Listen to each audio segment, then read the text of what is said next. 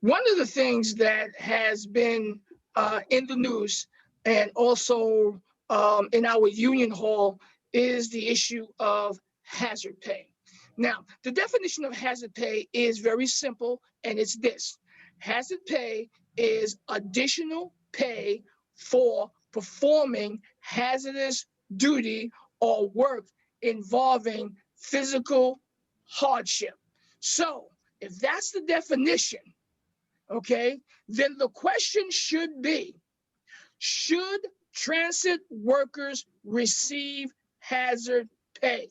Blocker, should transit workers receive hazard pay? Go. Yes, we should. For the simple fact we're dealing with steel dust. We're dealing with carbon dioxide. We're dealing with rat feces. We're dealing with all kinds of airborne contaminants in the air in the subway station. Every time that train pulls in, it blows a invisible dust. You're down there on that platform. See, they just implemented these masks. Before we didn't have masks. You know what I'm saying? So you still breathing. I don't know how many times y'all ever rinsed your nose out or blew your nose. A lot of black stuff. When I worked in Mobile Wash, nothing but black stuff came out of my nose. I never knew. I thought it was normal, but it's not. I gained what they call, it's called nasalitis. That's one of the symptoms that I got from that steel dust, all of that dust down in the subway stations, you know, but nobody tell you that. But they send you to the right to know class. And when you try to exercise what you're learning in right to know, you're wrong. Now, I have physically asked CTAs, I have said, if you're going to clean feces or urine, get a hazmat suit, get gloves, get the things that they told us to get. And my answer is always, I ain't got time for that. And then I have to explain to them, when you pour that bleach down there and the bleach hits the concrete, there you go. It comes up. And if you don't have a mask on, you inhale that, and now you're messing up your breathing system. Yeah. Tony Nunez, let me ask you a question. Should transit workers receive hazard pay? Of course, for the reasons that Blocker mentioned. We also deal with silica dust. Okay, that dust that he's talking about when the train passes by, that's rat and urine, rat urine and rat feces. That's powderized, so it rises up. And rat feces is poison. Okay. That's right. Yeah, and dead bodies sometimes. I mean, there's all types of stuff down there. Let's not forget that the average transit worker after he retires, do you know how long he lives? How long? 5 years. After After retirement, 5 years. One more thing too. Bird pigeon droppings. Yeah, pigeon droppings yeah, that's true. Yeah. That's the worst kind though. Yeah. So there must be a reason why we drop dead less than a decade, half a decade after we retire. Stanley, let me ask you a question. Should transit workers receive hazard pay? Of course. Of course. There is too many situations down here that are really hazardous to your health, and certain ones that are not performed on a daily basis, especially like 12-9s, removing certain blood, feces, and vomit, and these are hazardous materials, and you're taught that when you go to Right to Know.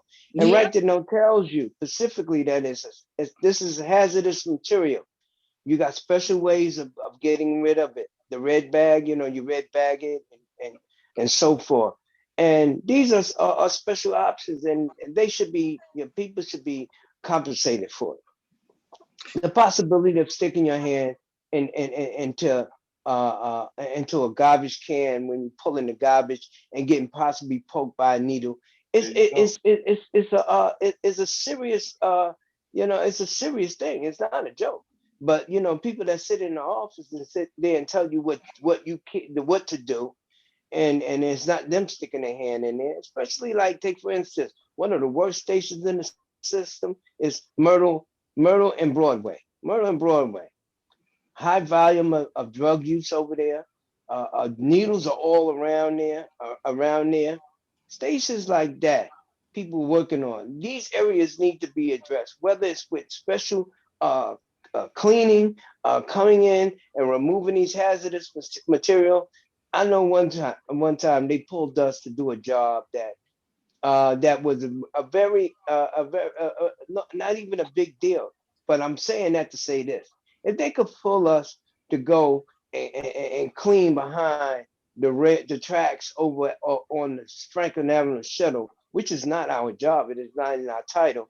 They got mad at me because I fought it. I won. We didn't do the job that day, and I still got the what you call it, the safety resolution form to prove it. We didn't do the job, and me complaining signed off by the superintendent and everything. Superintendent said in the explanation, we gave them the proper PVE, but as of now, we decided we're gonna do it another time. Yes, we're gonna do it another time because you know who job that is? Maintenance.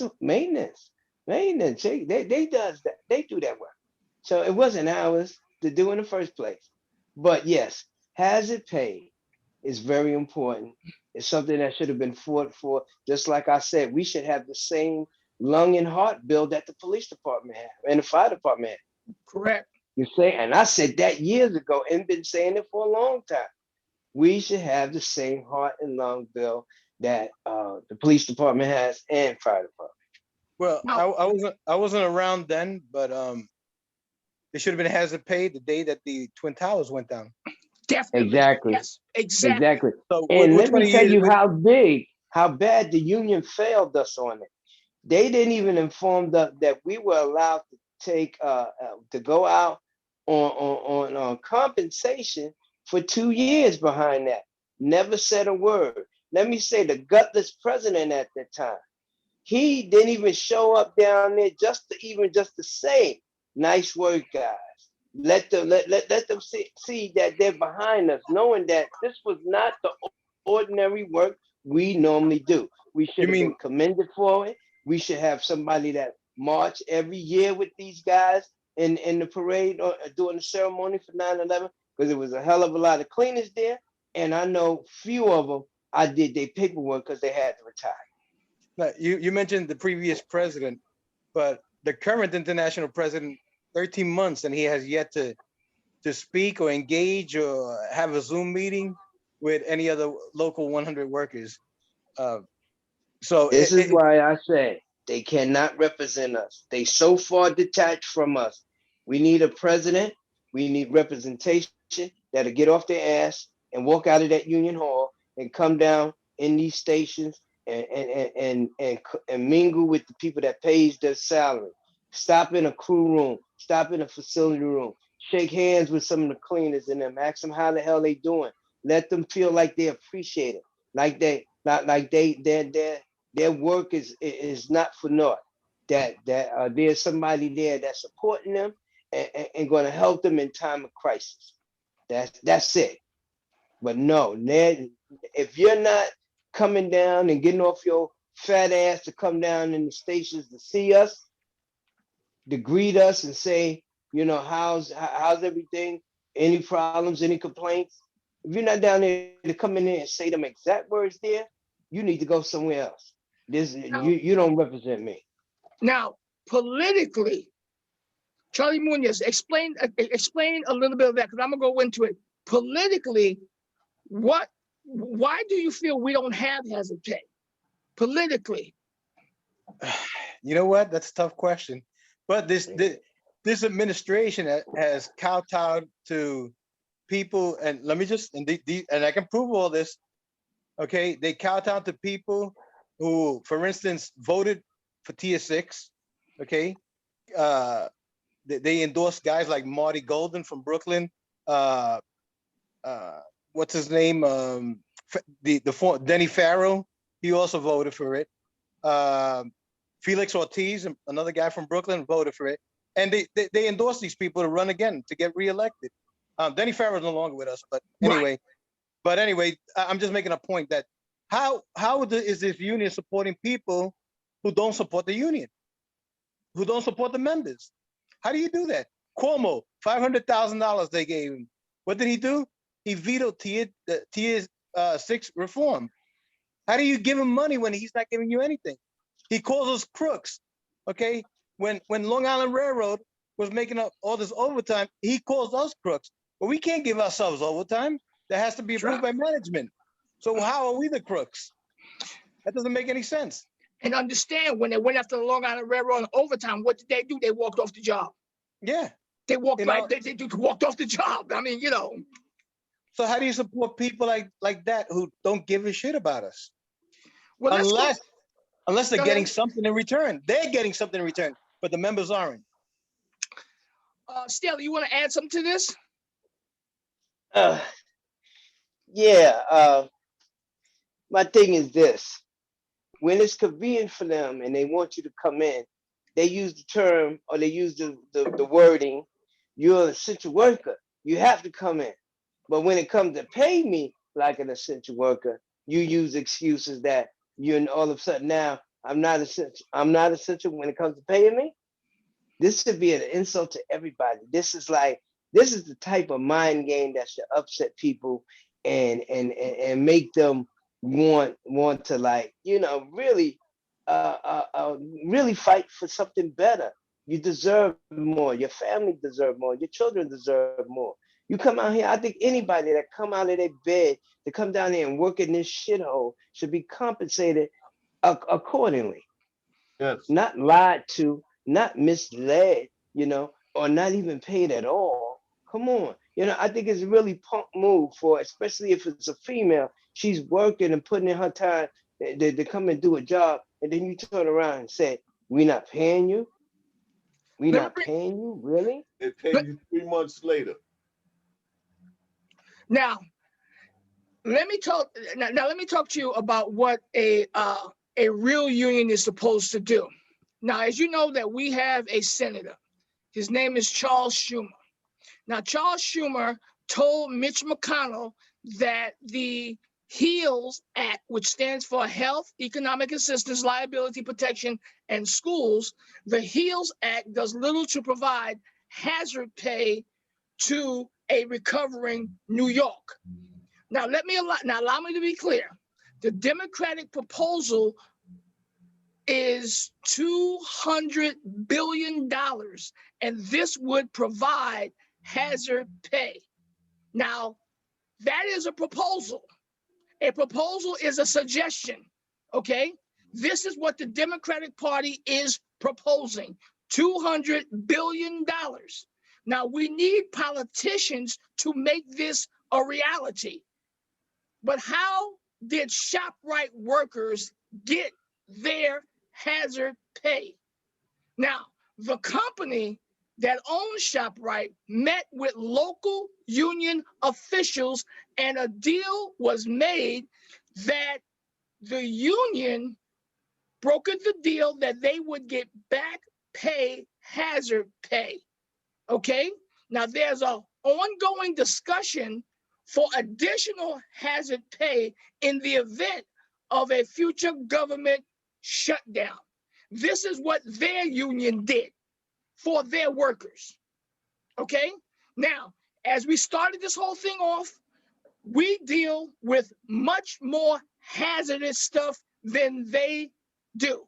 The pandemic is far from over, and we still don't have hazard pay. Okay? We are still dealing with people still getting COVID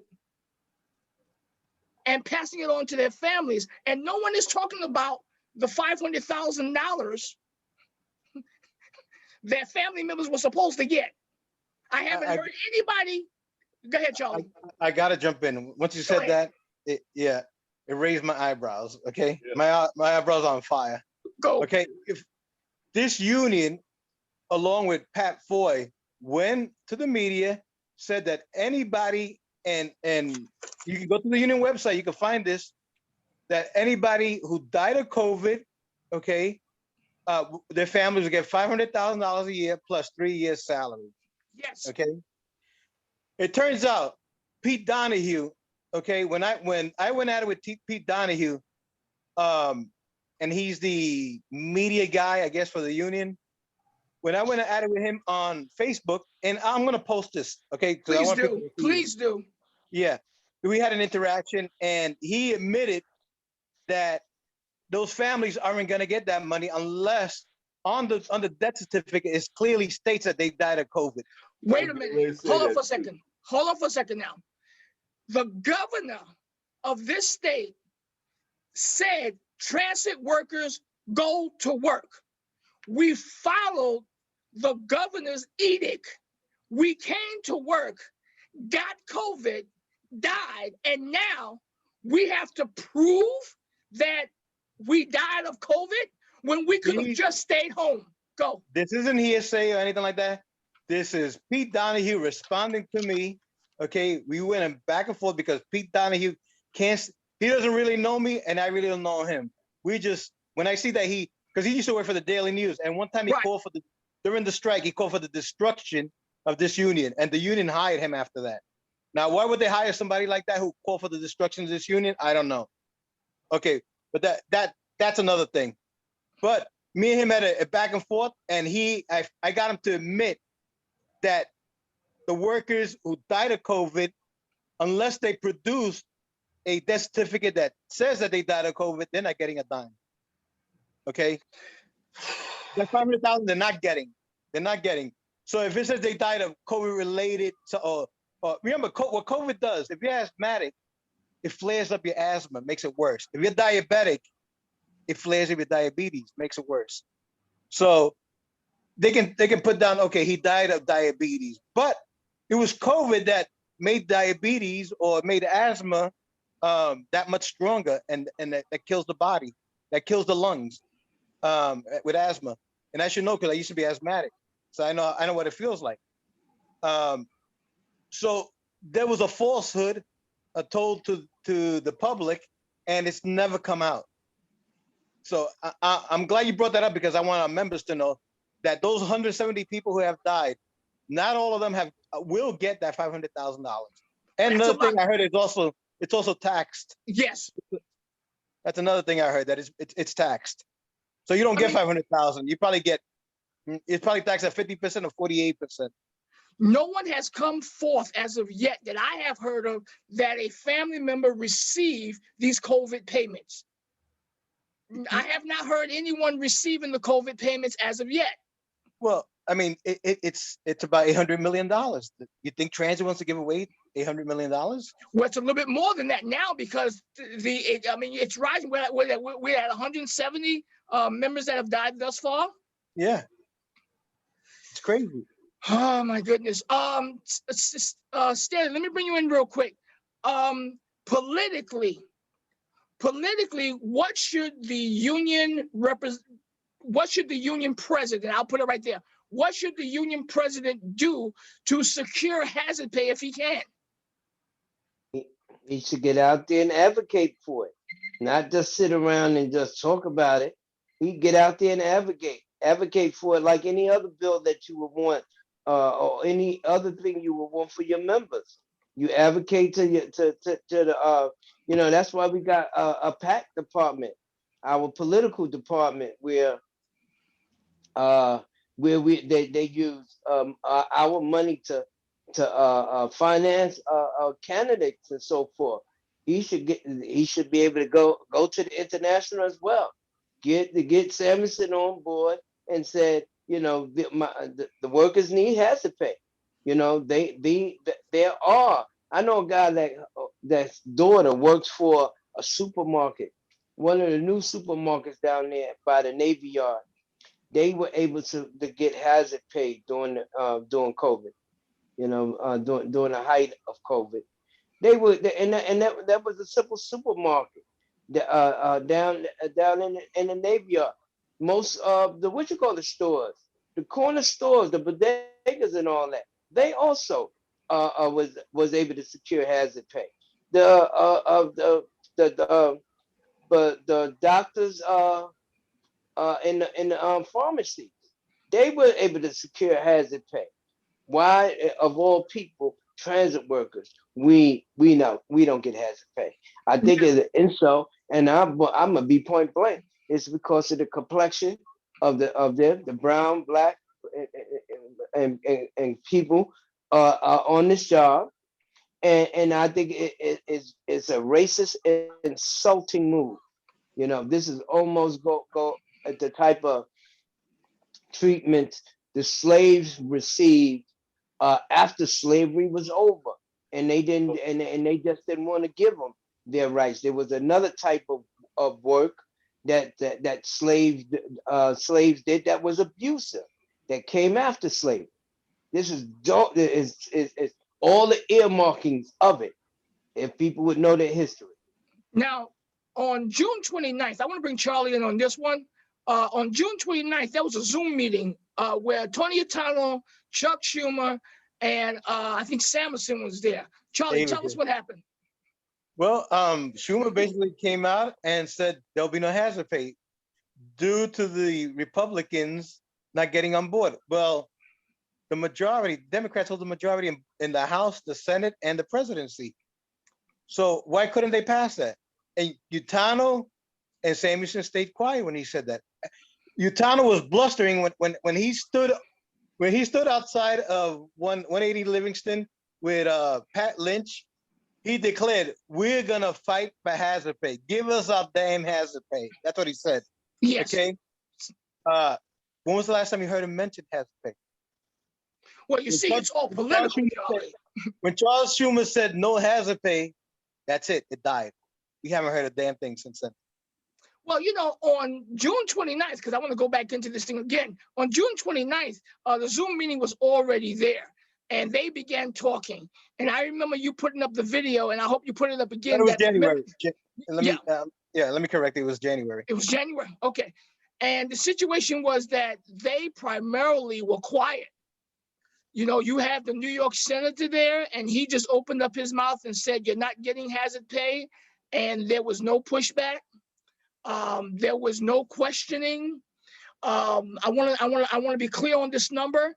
There was a $3.9 billion bailout for the MTA, and we cannot get hazard pay. $3.9 billion to bail out the MTA, and we can't get hazard pay. Yeah. I mean, everybody should be insulted, especially if you're constituents of these people that call themselves representing you. They should not vote them back in. If they cannot address your concerns, then you shouldn't elect them. Well, I did a little work on this thing, and I want to find out exactly how in the world is this thing going to work. What they did in the ShopRite case is that they gave them retro hazard pay. Now, for the transit workers, hear me and hear me well. If I'm wrong, just correct me, but hear me and hear me well. If we were to receive hazard pay, it would be an extra $13 an hour for the hours worked during the crisis. This would be what is called retro. But there was never a discussion about future hazard pay since COVID-19 is not going anywhere. So if we were to get hazard pay, it would first start with the retro. Maybe this is the reason why they told us to keep on coming to work. I don't know. But then after that, go ahead. It's $13 an hour that we work, up to $10,000. Okay, the max thank you. 10,000. Thank you. Thank you, sir.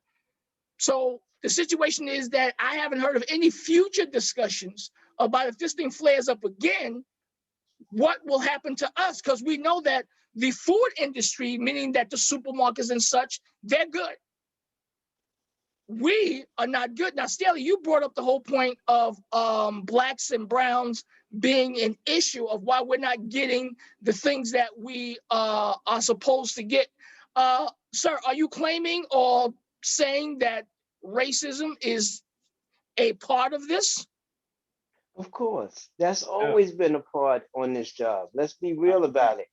I The agree. listen, overtime used to be overwhelming on this job, and eventually when they started allowing contractors to come in, it took away the overtime. But majority of that of them, or I mean, to circumvent the overtime and giving it to the contractors was something that came along a while later after the overall workforce became people of color, and then they kids that their thoughts or their little mindset was saying, we're not gonna make all these black folks rich, so we're gonna circumvent and we're gonna circumvent the overtime by bringing in contractors. When I came in, well, yeah, just when I came in, the amount of private contractors that were allowed on the property was only 10%. Look how many private contractors are on this job right now. It's way over 10%. Let me ask you a Way question. over. Should those who are running for office deal with the racism or racist issue, being that we are overwhelmingly over 50% in New York City transit, or should they stay away from the race issue and just keep politics as normal? No, I don't think so. See, because you will never address the elephant in the room if you're not man enough to speak that it's there. You see, the problem is going to say you can't run outside, run up and down the street and holler Black Lives Matter when you're you're working within an agency that has a racism that's been a part of the system for years. You know, so I think it's very phony of you, of anybody that's running around and hollering Black Lives Matter and all of this stuff, but yet and still you can't address the problem that's right in your house. Charlie Munoz, what you say? Yeah, you can't ignore the problem if it exists. I mean, it's not going to go away. So you have to meet that problem face on. You have to fight it. And I mean, what's wrong with bringing it up? It's Yeah, there. because people try to use the psychological game of saying, "Oh, you don't have to." No, it has to be brought up because else the problem is going to stay there. It's going to Affect. stay. That's a quiet way to tell me suffer in silence. Just shut up and suffer in silence. That's Yeah, bullshit. do what I say, There you go. and just don't worry about it. You got a job. That's how they treat us. Mhm. Go, That's Charlie. exactly. Blocker's right. I've Yeah. heard it many times. They say, "Oh, you have a job." Well, Well, yeah, I have a job. slavery was a job. Okay, okay. Slavery was a job. Okay. Do you think that if a candidate takes that stand, that the members would stand with them, or do you think that members would shy away from that type of a stance? That's difficult to say because some people run away, like they don't want to face the problem. Some people do. Some people need a voice. Some people, they like to stay in the background. They don't like to make trouble. But I'm sure that they like all of them like somebody who would stand for them regardless. So, and I can tell you right now that I'm running for office. Okay, and I'm gonna tackle these issues. If I win, I'm gonna be their worst enemy. I'm already their enemy, and you guys are enemies. I mean, you know it. You guys are enemies.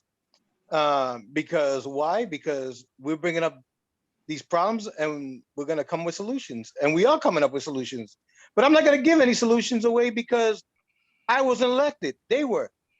Let them do their job. Let them come to me and say, please help me, but do it in a public forum. So that way they can't take credit when I fix it or when we fix it or when somebody else from the outside fixes it, Yeah. because I'm not saying that I'm one with ideas.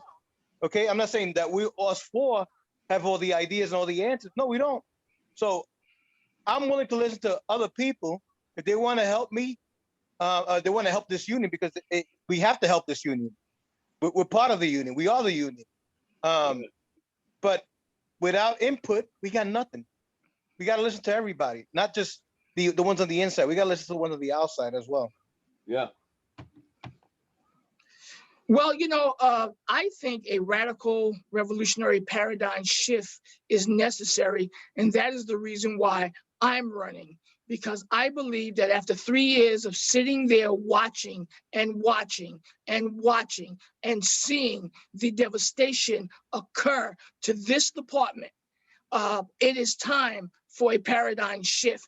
And it's not the whole point of just sitting back doing words. It's going to be the whole point of having action. That's the reason why you have lawyers. That is the reason why you have labor laws. That is the reason why you speak truth to power. And people have to understand the only reason why the MTA goes around flexing and the union basically gets all scared is because they are afraid to pull the trigger. And the economic trigger is we will have a work stoppage, we will slow down, we will stop things that normally would not stop. Okay, that is what you need when it comes to getting stuff done. That is exactly what you need.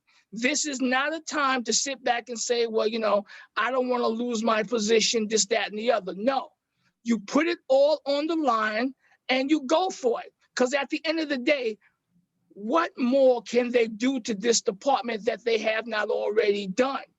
Okay, they give us leadership that primarily work in the contents or in the backyard of the MTA. When the MTA said that we're stopping all AVAs because we have lower employee availability, why didn't the leadership file for an injunction? A political injunction to say you can't do that. Let a judge determine that.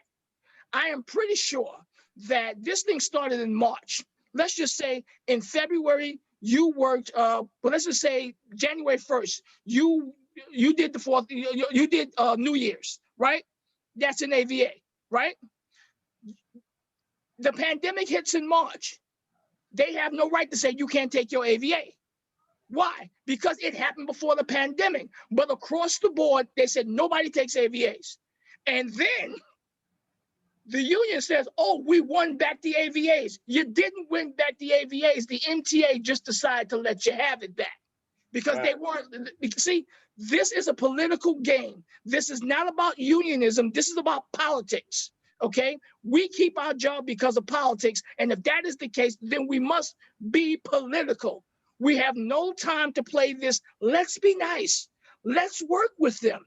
You don't play games with the rattlesnake. You chop off its head and you keep it moving. Stanley, what you say? I'm in agreement on this issue of how to deal with management. I've been dealing with management for a very long time, and basically their mentality hasn't changed when it comes to testing the mentality of those that want to interact with them, especially if you're calling yourself being part of the union. They have no qualms in, testing and seeing, and that's where your respect is gained at.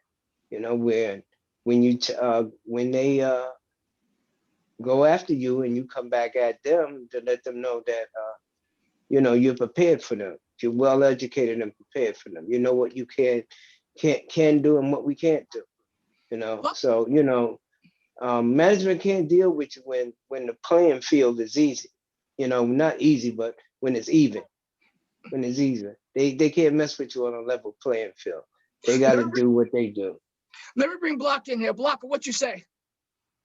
Well, with management, I only deal with certain aspects, and I make it clear what I can do and what I can't do. Because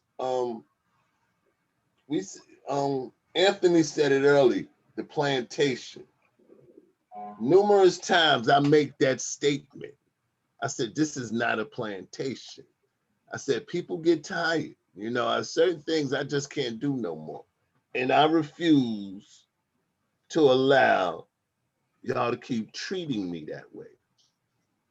You know, I just refuse to. I said the most y'all can do is send me down to 2 Broadway, and they already know me down there. So what y'all gonna do? And no, I'm not signing anything. We're gonna take this to arbitration because I'm just at that point now. Like you said it, but you said it already, Kenny. The slow down. See, I do it real slow. You just don't know I'm doing it. And I said, look, you want me to do an extra station? All right, I'll give it a walkthrough. That don't mean everything is getting done. I never get questioned about, well, why this is not done. I said, cause you said go do this. That's why that's not done. You know, I played them the way they played me. Charlie Munoz, what you say?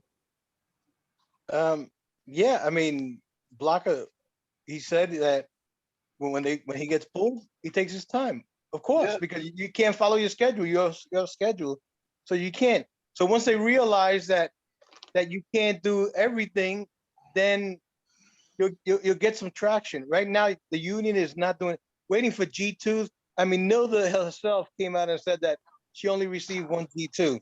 There's Why? a reason Because for that. yes, exactly. The Nobody reason believes is in her. we Nobody know believes in they're not going anywhere. So that's why people don't want to waste their time writing that, because they know that what happened with the lunch relief job, that binder, I'm sure that they Feinberg or Foy took the binder and started laughing. They must have just started. I mean, that must have been the life of the party. I know if I would have gotten a binder, if I'm a boss and I get a binder from my employees saying, oh, please, I need my job, I need this, I'm going to say, what a bunch of suckers, you know? I'll be laughing at them because you're on your knees now begging. Give me a break. Anyone that has Let's go back to Witchard. I'm still waiting to hear about the class action lawsuit for the snow duty. You're never gonna hear it. brother. I know that. Wait but on, brother. I know.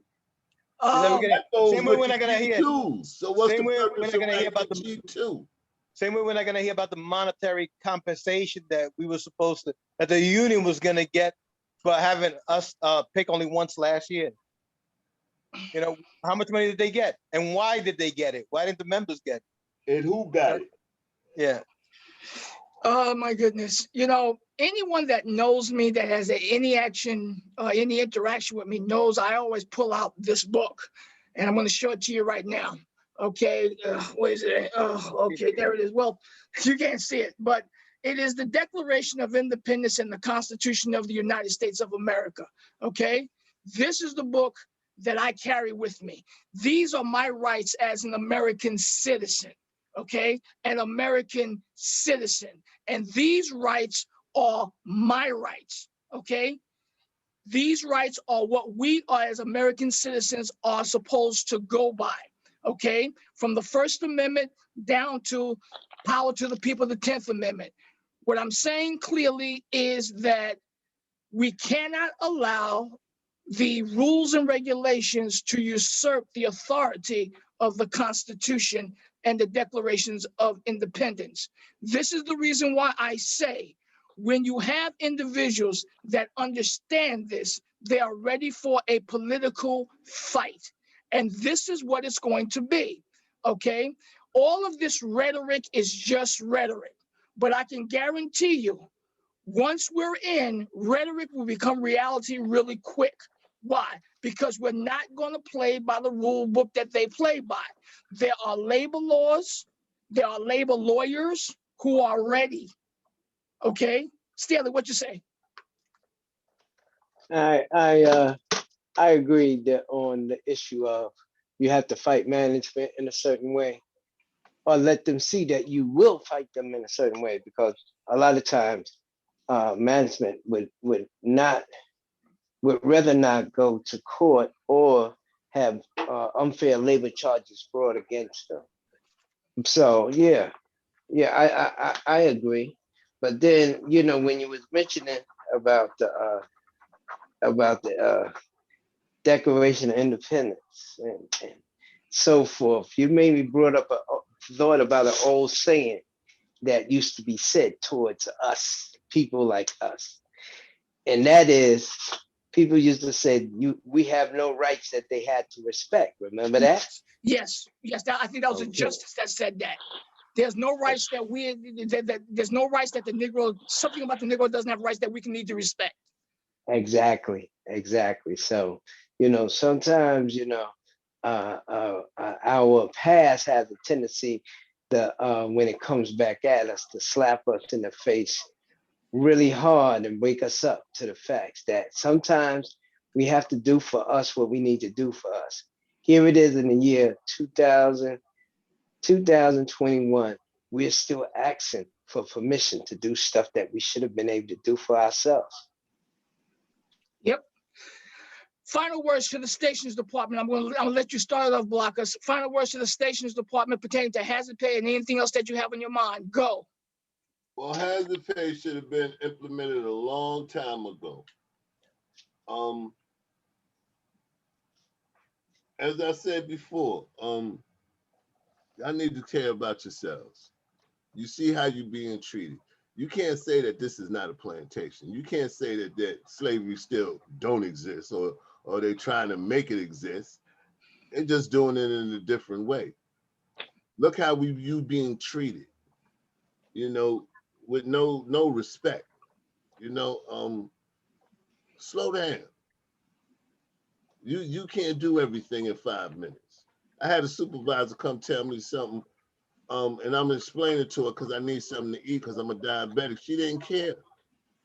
I told her this is not a plantation, baby. I said it real nicely, So just basically look at how you're being treated. If that's how you want to be treated, that's because you're allowing it. That's all I got to say. Charlie Munoz, final word to the Stations Department. Go, sir. Hazard pay and anything else you have on your mind. For hazard pay, I'm going to be posting up a video maybe tonight. As late as tomorrow morning, you'll see it. It'll be on. Definitely be on by 7 a.m. tomorrow. Where Utano, I'm going to post it up. I made a little modification in it. He's asking for a hazard pay, demanding hazard pay, and then when Chuck Schumer says no hazard pay, you see the blank look on his face and nothing afterwards. Okay. But we deserve hazard pay. We deserve this since the Twin Towers went down. Okay. Why we never got it, I don't know. Why it was never brought up, I don't know.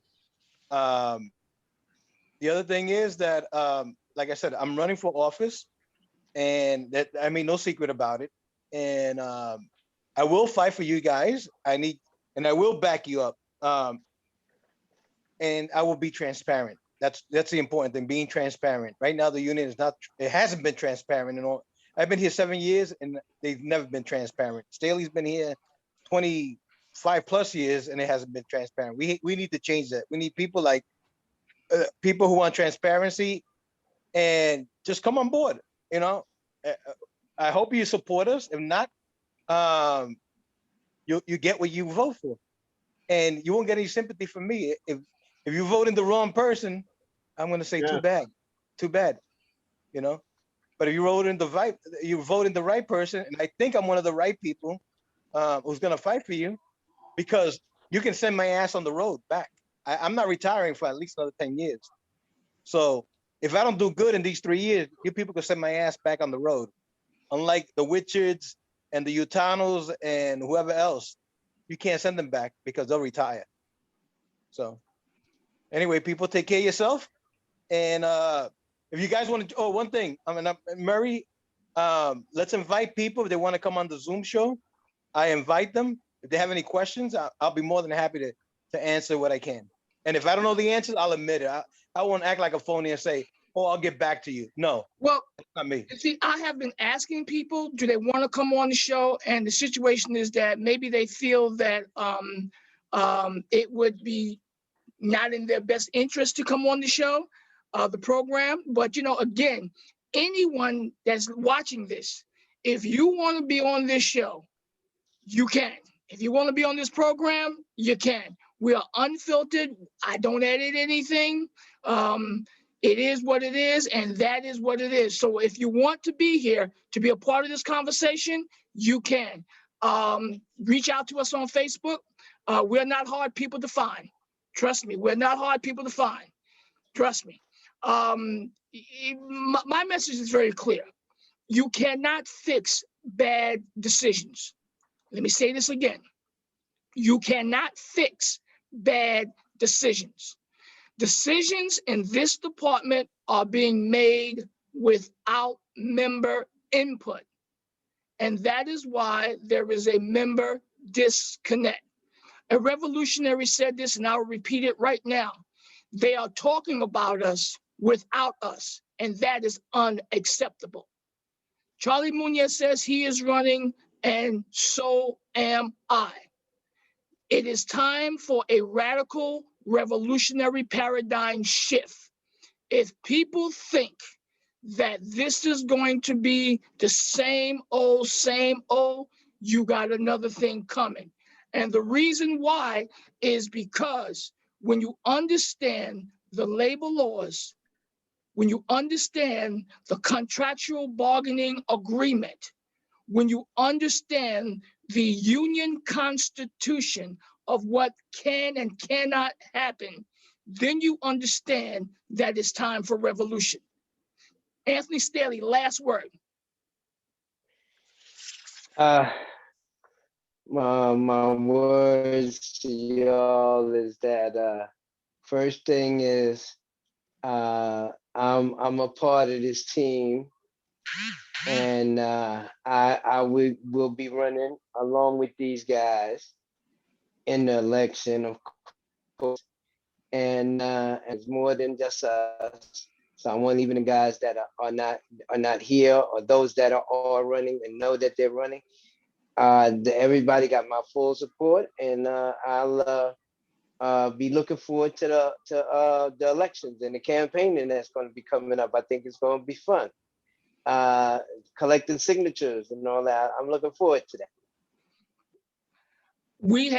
I've been inundated with people asking, what are we going to do? What are we going to do? I had a conversation with one individual who told me point blank, you guys are so negative. You don't give solutions. And, you know, the situation was very, very clear. We warned 3 years ago, okay? I was so pissed off at the outcome of this election that I stood up in the union hall and I called for a recall of the whole entire slate to do the whole thing over, okay? That's where I'm at. I did not like it then, don't like it now, but the situation is that the members have got to make this choice. Whatever you're going through right now, it was your vote that caused it. Charlie Munoz, final word on you. It was their vote or their non-vote, okay? Right. That causes problem. For 4 years, I've been saying that this administration has been a disaster. For 4 years, I'm getting tired of saying it, okay? Because I would like to be proven wrong. No, I don't. No, I like to be proven right, and I've been right, okay? But I would like once to be wrong, but in a positive way, where we all benefit. And so far, I've been right, which sucks, because I like to celebrate when I'm right. But I've been right about this administration, and it makes me feel bad because they're just destroying the stations department and the union as a whole. I mean, I'm not just talking about stations because other departments are suffering. Yes. So I'm not just gonna talk, I mean, I'm a part of stations, that's why I bring it up. But as a unit as a whole, we're all suffering and we all need change. And I just hope that we can all get together and make that change possible.